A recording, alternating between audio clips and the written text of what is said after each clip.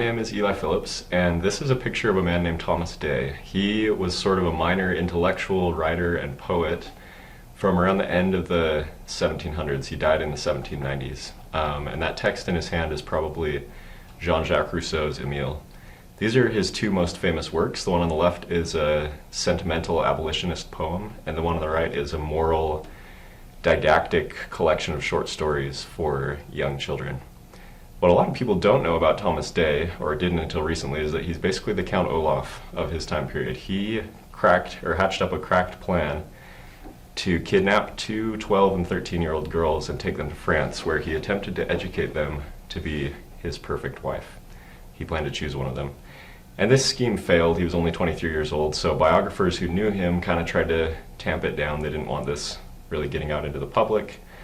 And they said things like he fought perseveringly in the moral life, or it was just a kind of folly of youth type thing. But more recently, this journalist, Wendy Moore, has taken a more modern approach, and she goes into what everyone wants to know about Thomas Day, which is what the heck was going on with this plan. And she really takes a very modern spin, and she considers these actions very unusual, very immoral, which they definitely were.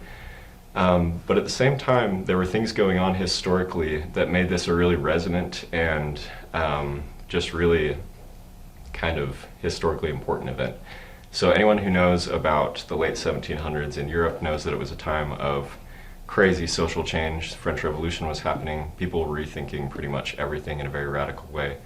And one of the most important aspects of that was education. So Mary Wollstonecraft on the left there and Rousseau on the right, you'll remember Thomas Day loved Rousseau. They were rethinking the way that you could mold someone into the ideal human being through education, and that was a really big deal among the intellectual circles. Also had radical changes in ideals of courtship at the time. There's this historian named Lawrence Stone who talks about things moving from a really patriarchal model where women were considered kind of children to be moved from the father to the husband to a more romantic ideal. And speaking of romance, Thomas Day had been rejected 3 times in proposals before his wife training experiment and would be rejected 3 times after. So personally, this was a big deal for him.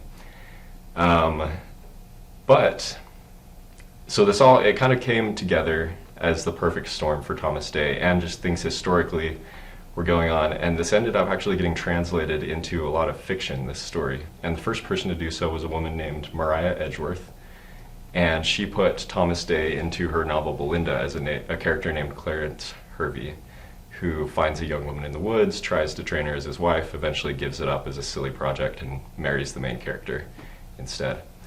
And Jane Austen was also very much influenced by Maria Edgeworth, and she put this kind of tutelary model of courtship into one of her novels, Emma.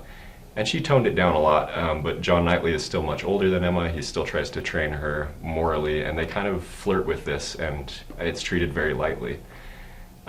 Wendy Moore points out that the story got translated further into George Bernard Shaw's Pygmalion, which was later adapted into My Fair Lady. And it was really controversial whether these two characters should end up together, which I'll talk about later.